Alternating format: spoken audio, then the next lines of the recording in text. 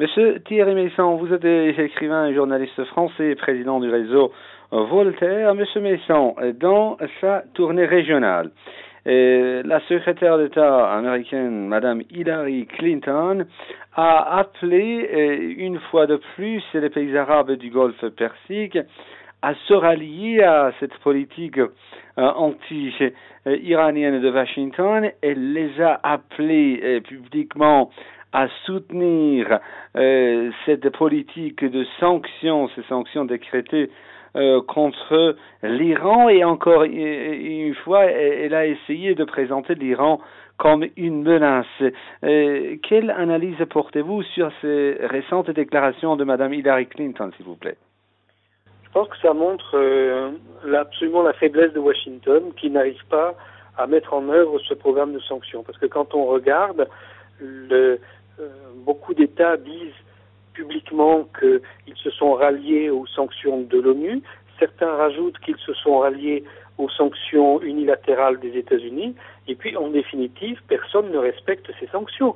Et quand on voyage un peu, on se rend compte que la plupart des États voisins de l'Iran entretiennent des relations commerciales en violation de ces sanctions avec l'Iran. Donc, Madame Clinton essaye de mobiliser ses troupes et n'y arrive pas. Parce qu'il y a la rhétorique sur le danger iranien, etc. Puis il y a la réalité.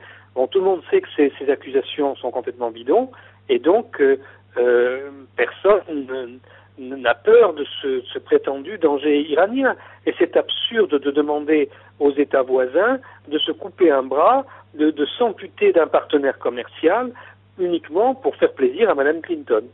Autrement dit, vous voulez dire qu'il s'agit d'une tentative désespérée chez de Madame Clinton? Écoutez, moi je pense qu'elle va être obligée de faire un nouveau tour dans la région dans les prochaines semaines, parce que elle doit constater qu'aucune de ces recommandations n'est appliquée, en fait. Tout le monde lui dit oui et personne n'applique. Et ça, je pense c'est la chose nouvelle d'ailleurs dans cette région.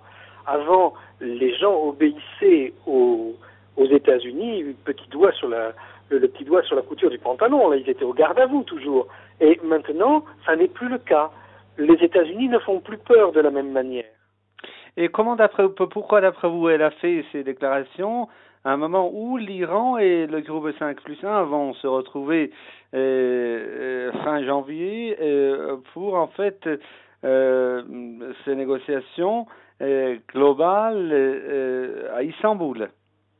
Mais je pense que c'est pas là le principal problème de Madame Clinton. Ça, ces négociations, elles ont pour but d'essayer d'accréditer l'idée d'une menace iranienne. Mais le problème de Madame Clinton, c'est qu'elle n'a pas de politique de rechange dans cette région.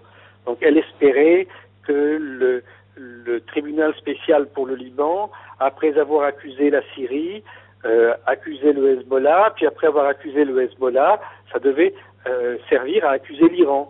Bon, et puis on se rend bien compte que tout ça, c'est en train de se déliter, ça n'ira pas jusqu'au bout. Et puis on voit donc qu'au même moment, la politique de sanctions ne va pas jusqu'au bout. On voit que, au contraire, l'influence de l'Iran sur la scène régionale est en train de se développer et de reprendre la place qu'elle avait jadis, l'Iran. Donc, Madame Clinton essaye des recettes qui déjà ne marchent pas.